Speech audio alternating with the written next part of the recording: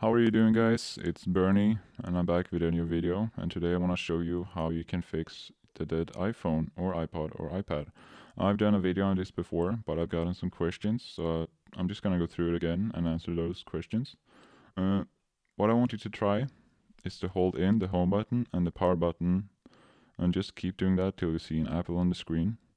If one of these buttons are not working on your phone, this is not gonna work for you. Then you might want to take it to an iPhone repair shop that can help you fix these buttons, and maybe they can see if there's anything else wrong with the phone.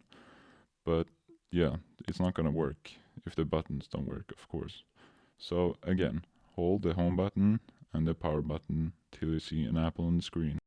If this doesn't work, there might be something else wrong with your phone, and you might want to contact Apple and send that in to see what's wrong with it and get a quote if you can buy a new one from them.